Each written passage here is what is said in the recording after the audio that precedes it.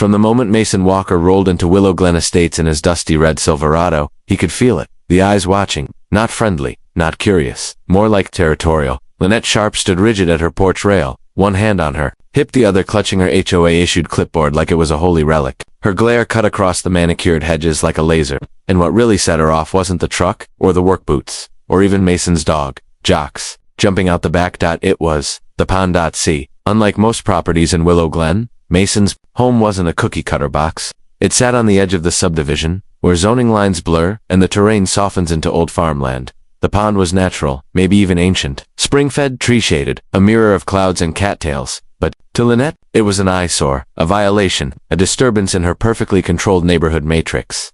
Within 24 hours, a typed notice was taped to Mason's front door. To homeowner at lot #143. Your unapproved water feature does not comply with aesthetic standards. Please arrange for its removal within 14 days to avoid fines. Mason chuckled when he read it, not out of arrogance, but because he knew something Lynette didn't. He didn't build the pond, he protected it, and not just in theory. He'd spent 15 years working for the U.S. Department of Agriculture, specifically within the Environmental Compliance Division. He'd helped write state-level wetland protection statutes. That pond was registered, certified, untouchable. Still, Mason wasn't one to start a fight, but he wasn't about to lose one either. He walked calmly into his shed, opened a dusty, military-grade lockbox, and pulled out a binder, thick, laminated, weatherproof, stamped with federal seals, inside documentation of the pond's protected status, signed off by state officials. He placed it in a fireproof case near the front door, just in case. 2 days later, Lynette struck again. This time, a second notice, typed in bold, underlined font. We are concerned about mosquito breeding, property values, and neighborhood consistency. Your pond disrupts the natural landscape of Willow Glen and poses a community health risk. This is your final notice before enforcement actions are taken. Mason had dealt with invasive species more pleasant than this woman. Still, he played it cool. Instead of responding, he installed 2 trail cams, aimed subtly at the pond and driveway. Not for paranoia, for proof. Because Lynette wasn't just overstepping, she was escalating. That night, Mason noticed something odd. Fresh tire tracks by the pond. He checked the footage. Grainy, but clear enough. A silver sedan, headlights off, had pulled up at 1:17 a.m., parked for 10 minutes, then disappeared. Mason zoomed in on the plates. Lynette's Lexus. The next day, Mason was in the backyard trimming away overgrown vines when a white truck pulled into the cul-de-sac. It wasn't a neighbor. It was a contractor, one of those big local demo companies with a reputation for fast fixes and no questions. The guy stepped out, glanced at the pond, then at Mason. You, Mason Walker. That's me. Got a job order. Says to start clearing this water feature tomorrow morning. HOA approval's already been filed. Mason didn't blink. He leaned on his rake, nodded once, then said, calm and slow. You got a pen? The guy frowned, pulled one from his pocket. Mason handed him a folder. Inside, a notarized copy of his property's ecological certification. Then, a printed statute from the State Department of Environmental Quality. Sign your name on this form, Mason said, and I'll have your license pulled by Tuesday.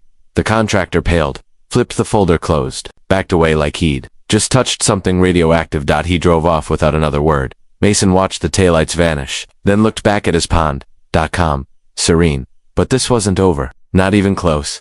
He could feel it. Lynette had underestimated him, but she wasn't about to back down. Not someone like her. She was going to dig deeper, push harder, maybe even lie to the authorities. And when she did, Mason would be ready. The morning after Mason sent the contractor packing, Willow Glen Estates woke up to a storm that had nothing to do with the weather. Lynette Sharp had launched what she called a community emergency declaration. Neighbors found glossy flyers shoved under their doormats, each one headlined in red block letters. Urgent notice. Illegal water source discovered on lot 143. Action required. Mason stood at his kitchen window, sipping black coffee while watching neighbors whisper in driveways. Some glanced toward his pond. A few shook their heads and went back inside. But 1 or 2 lingered. Curious, suspicious. Exactly what Lynette wanted. Mason knew propaganda when he saw it. She wasn't just attacking his pond.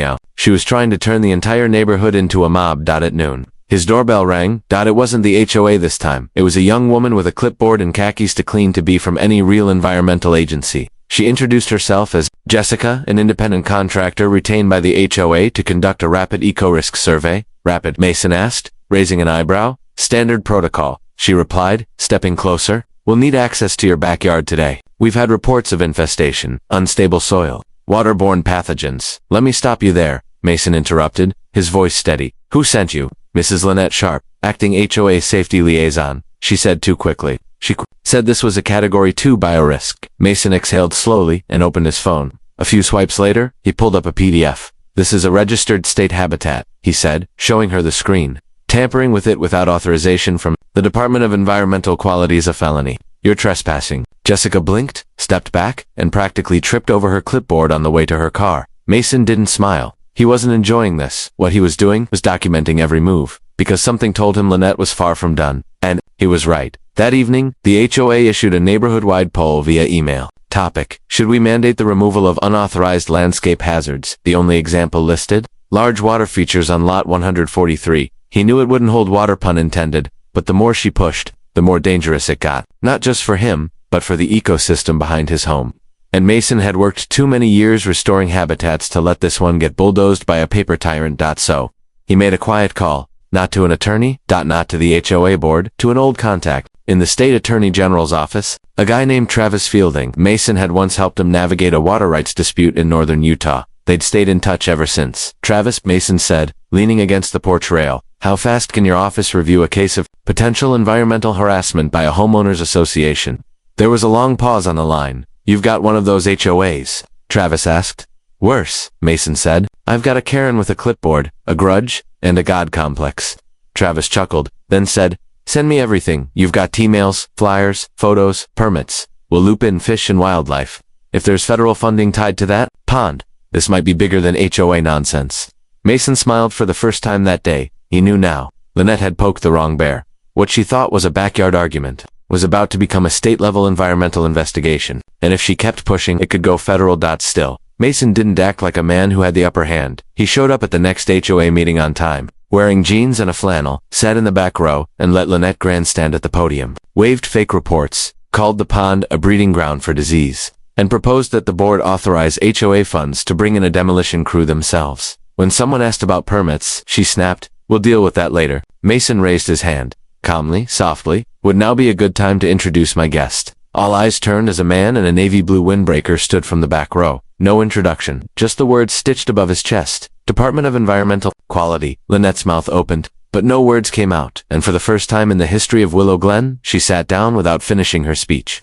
The silence after the deck agent introduced himself was louder than any HOA vote Lynette had ever called. She looked around the room like the walls had betrayed her. Agent Demolished, infleeced, sleeves rolled, a man who looked like he'd rather be wading through swamps than HOA meetings, walked to the front without waiting for an invitation. He pulled a manila folder from his coat and set it on the podium. Lynette had just fled from my office. Received a citizen complaint regarding possible unauthorized attempts to alter a certified Class B wetland. He said, this lot 143 is on the state registry and protected under both municipal and federal code. Any attempt to modify it without DEQ review is a prosecutable offense. The room was so still, you could hear Mason's thermos click shut from the back row. A voice from the crowd finally broke the tension. Wait, protected. You mean it's illegal to touch it? Donnelly nodded. Not just illegal, it's felony territory. Attempted alteration carries up to 5 years in prison and fines of up to $50,000. Lynette, now pale, tried to stand, but I was acting under the HOA's best interest, public safety. Mosquitoes, we have children playing. Donnelly didn't flinch. Ma'am, your HOA's bylaws do not override state conservation law, and we're aware of the demolition attempt made by an unlicensed contractor. The Department of Fish and Wildlife is investigating the email chain linked to that incident. Mason watched her crumble and re-automate, not with glee, just with the quiet awareness of someone who's seen the cycle before. Overreach, denial, collapse. The meeting ended in a confused shuffle. Half the neighbors whispered apologies to Mason on their way out. Others just avoided eye contact. Lynette, last slamming the community center's glass door so hard it shook, but she wasn't finished. Not Lynette. By the next morning, she had pivoted hard from enforcer to victim. Her new angle, that she was being targeted by a rogue homeowner and his government cronies. She plastered her version across the Willow Glen message board, Facebook groups, even a 3-minute vertical video uploaded to the HOA's now temporarily suspended website. It was rambling, teary, and somehow featured her cat, but it had an effect. A few neighbors started whispering again. Maybe she was right. Maybe the government was meddling. One even asked Mason at the mailbox, why not just drain the pond a little to keep the peace? Mason only replied with one sentence. Giving in to crazy is how crazy wins. Still, the story was shifting. Lynette had gone public and Mason knew what that meant. She wasn't trying to convince the HOA anymore. She was trying to rebuild control through sympathy. And that made her even more dangerous. But Mason had a move left at the next town meeting, not HOA. but actual municipal masons signed up for a 2-minute speaker slot. He didn't talk about the pond. He talked about precedent. He shared stories of communities where HOAs bullied veterans, retirees, and single parents over gardens, mailboxes, even wreaths. He showed photos of wetlands destroyed by ignorance, ecosystems wiped out because one board member thought it looked messy. Then, with the mayor watching and the press in the back row, Mason introduced someone no one expected, Travis Fielding, the attorney from the state AG's office. Travis laid it out like a prosecutor delivering closing arguments, verified emails, from Lynette threatening to personally see the pond gone, fake health assessments she distributed under false pretense, specialists she hired without credentials or approved land, her repeated documented attempts to override state law. Sitting near the back gasped when her own signature popped up on the projector, and the biggest gut punch, a local conservation group had just voted unanimously to propose Mason's Pond for expansion into a public observation site fully grant-funded. With citywide endorsement, the pond was no longer just his. It was on track to become a public sanctuary, and if Lynette wanted to keep pushing, she wouldn't just be fighting Mason, she'd be going up against the entire state. The spotlight was no longer just on Mason's backyard. It was now shining directly on Lynette Sharp. In the week following the town meeting, the story spread beyond Willow Glen. A local news affiliate picked it up. Retired wetland engineer battles HOA over protected pond. The comments were brutal. Strangers across the state chimed in, mocking Karen's emergency declaration and calling the HOA a textbook example of small-town tyranny. But Lynette, she doubled down. She walked around the neighborhood like she was the martyr of a lost cause. She claimed Mason was manipulating the system, that he forged the documents, and that his pond was a glorified puddle dressed up as a sanctuary. She even called the EPA hotline, filing a formal complaint that Mason's Pond was an unpermitted stormwater reservoir endangering her foundation. Big mistake, because that call triggered something she didn't expect. A federal site inspection at 8:42 a.m. on a bright Monday. 2 dark SUVs pulled into the cul-de-sac. The decals were subtle, but unmistakable. U.S. Environmental Protection Agency, Office of Enforcement and Compliance Assurance. Lynette came running out in a bathrobe, smiling like it was Christmas morning. Finally, she called out, "You're here to shut down the swamp." But the agents didn't even glance at her. They walked straight across the road and knocked on Mason's door. Mr. Walker, one said, presenting credentials. "We received a citizen complaint regarding environmental non-compliance. We're here to conduct a formal review of your protected parcel." Mason invited them in. .com, professional. He showed them everything. The original wetland certification, the ecological survey signed off by the SETHA, grant application filed in progress for community expansion, photos of wildlife that had migrated there, tours, herons, even a protected frog species by the time they stepped outside to inspect the pond firsthand. Both agents were nodding. "This is textbook conservation," one said. "Exactly the kind of property we encourage." Across the street, Lynette stood frozen in her driveway, until one of the agents turned to her and asked, "You the one who submitted the complaint?" She lifted her chin. "I'm the one protecting my neighborhood. That pond was never here before. It's man-made." The second agent flipped open his tablet. "According to aerial footage and topographical scans, the pond's been here since at least 1973. It was registered as a migratory bird stopover in the mid-90s. Lynette stammered. "Well, maybe it grew bigger illegally." The agent smiled. "Flatly, ma'am, water doesn't commit crimes." And with that, she was served. Not a ticket. Something worse. A notice of federal inquiry for false reporting, obstruction, and attempted manipulation of protected land designation.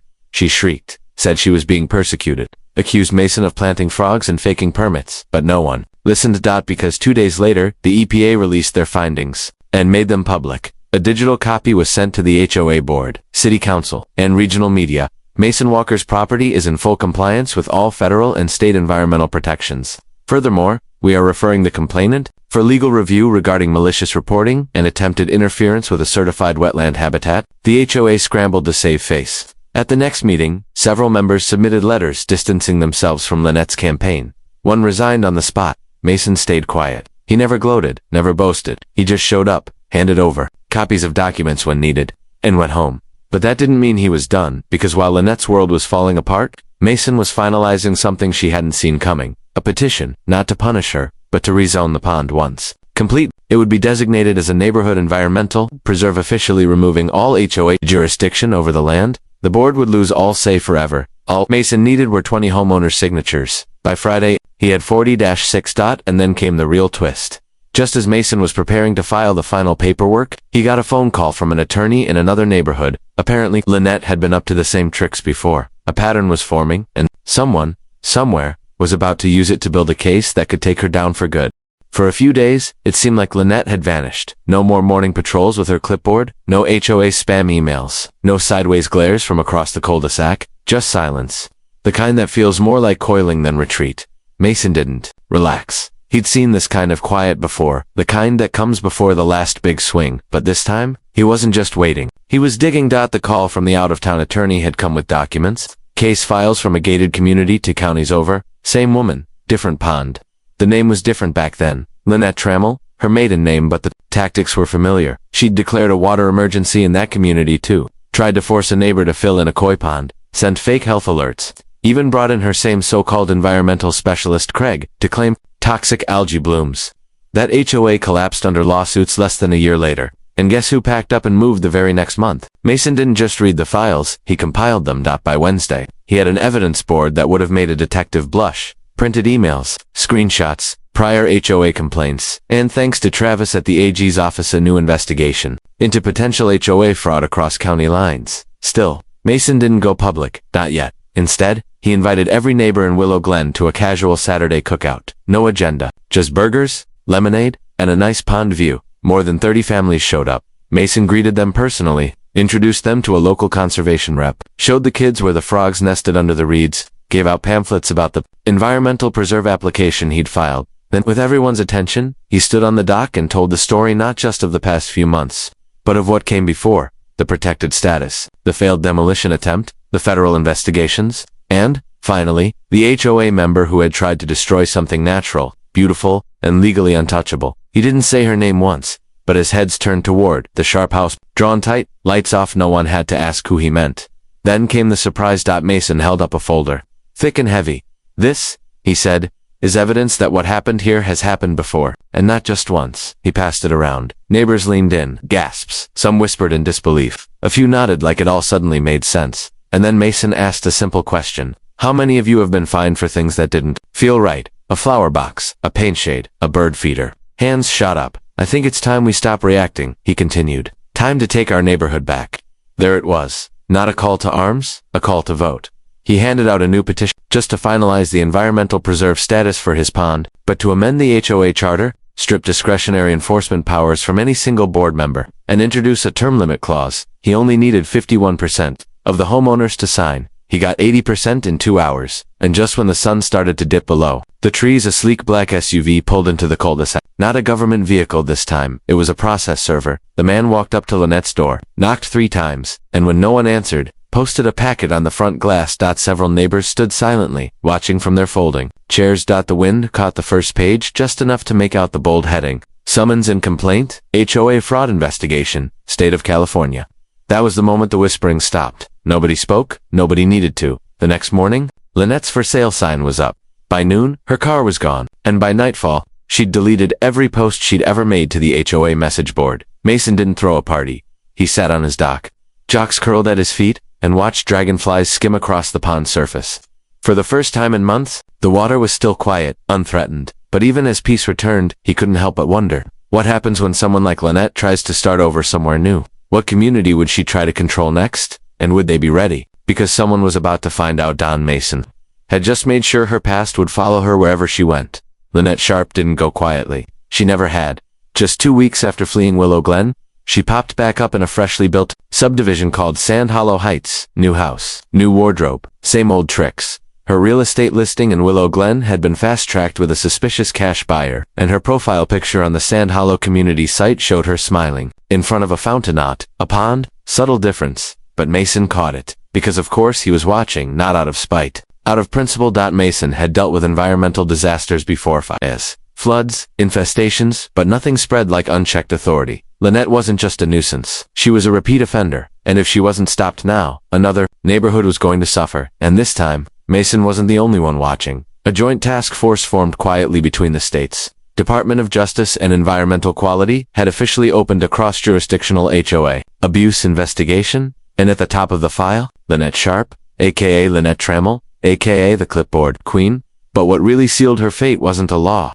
It was a paper trail. In her very first week at Sand Hollow, Lynette managed to get herself elected onto the HOA board by passing out cookies and faking a smile that even her own reflection didn't believe. Within days, She filed for anonymous complaints against neighbors, one for a garden that attracted too many bees, one for a disabled veteran's ramp being a visual hazard, and two against another pond. Yep, another pond. This one was smaller than Mason's, man-made decorative, but still, water. She started calling it a pest magnet, circulated warnings about bacteria, and even hinted she'd contact the county health department. Sound familiar? What Lynette didn't know was that Mason had already emailed Sand Hollow's HOA president with attachments. He didn't beg, he didn't accuse. He simply forwarded the full file. PDFs, news clips, email chains, photos of her fake flyers, and the official state investigation summary. And just like that, the HOA had all the context it needed. The president, a sharp 60-something named Valerie Barnes, didn't wait. She called an emergency board meeting, invited the full community, and without warning, projected Lynette's entire Willow Glen record on the clubhouse wall.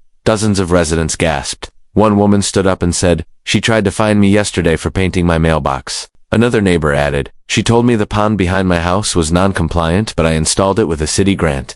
Then came the knockout. A quiet man in the back raised his hand. "I'm part of the legal team representing several former HOA members she targeted in her previous neighborhoods," he said. "If she's made any new false claims here, you might be eligible for legal compensation." Lynette, caught flat-footed, tried to play it off. "It's all lies. Fabricated. I was protecting the community. That's what leaders do." Valerie Barnes tilted her head.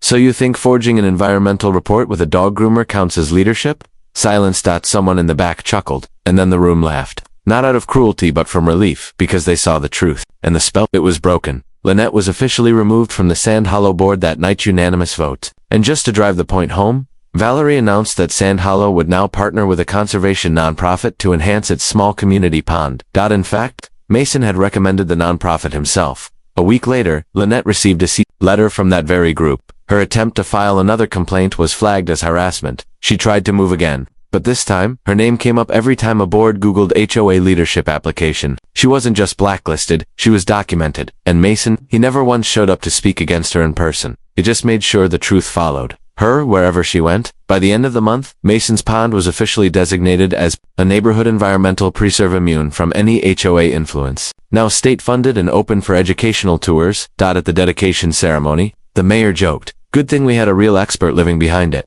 Mason just smiled, shook hands, and said, "Sometimes, the best defense isn't offense. It's a file." But just when it seemed like it was all over, Mason got a curious letter from Lynette's former environmental consultant, and what Craig revealed next would blow the entire scandal wide open.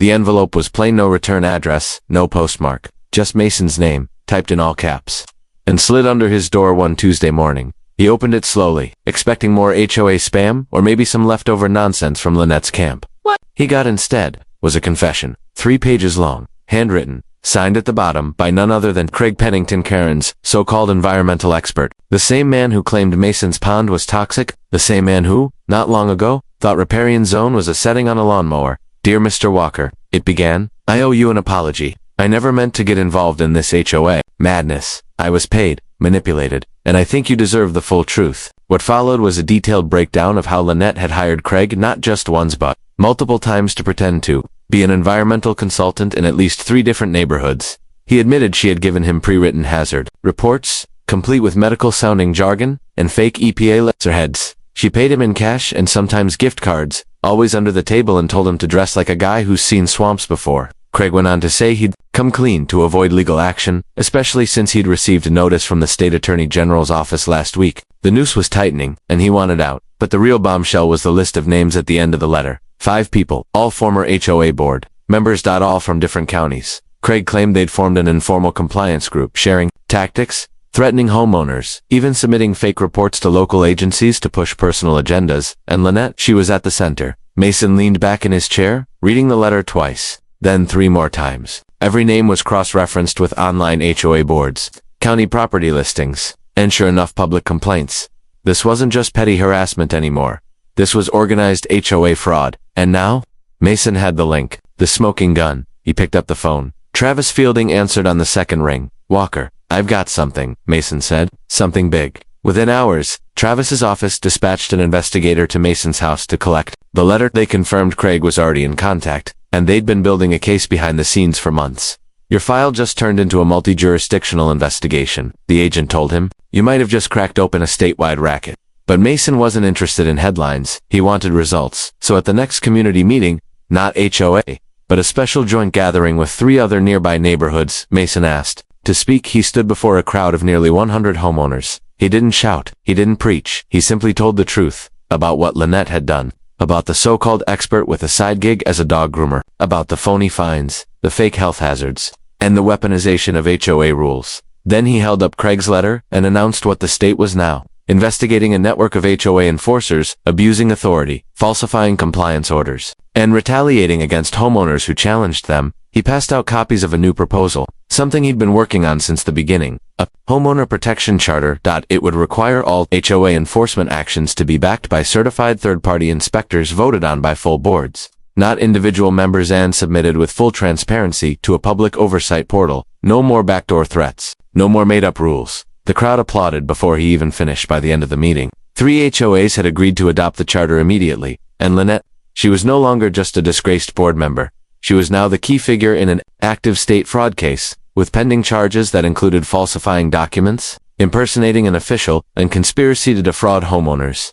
Craig's testimony would be central. But Mason's calm persistence, that's what built the case. As he walked home that night, neighbors stopped to shake his hand. Kids played by the pond under new wooden signs that read, "Protected by state entry by permission." Only he didn't feel like a hero. He felt like a man who refused to be pushed. But there was still one more page to turn, because as the state prepared its indictment, Mason got an invitation he never expected from Washington, D.C. The envelope was crisp, official, and sealed with a gold-embossed crest, U.S. Department of Housing and Urban Development, Washington, D.C. Inside was a personal invitation. "Mr. Mason Walker, we cordially request your presence at the National Policy Roundtable on HOA Reform and Homeowner Protections. Your recent case has become a pivotal example in shaping nationwide discussions on HOA abuse. Your insight is not just welcomed, it's needed." Mason stared at it for a long while. He never asked to become the face of HOA resistance. He just wanted to be left alone, to enjoy his land, his pond, his peace. But maybe that's why his voice mattered more than any polished lobbyist or city official. He didn't walk into this fight looking for attention. He walked into it defending what was rightfully his. And now, others were watching, because they saw what could happen when the wrong person got a little too much power. 1 month later, Mason flew to D.C. He wore his nicest flannel boots, freshly scrubbed, and carried nothing but a binder labeled, "The Pond Case." The round table was held in a massive, historic building with echoing marble halls and guards at every entrance.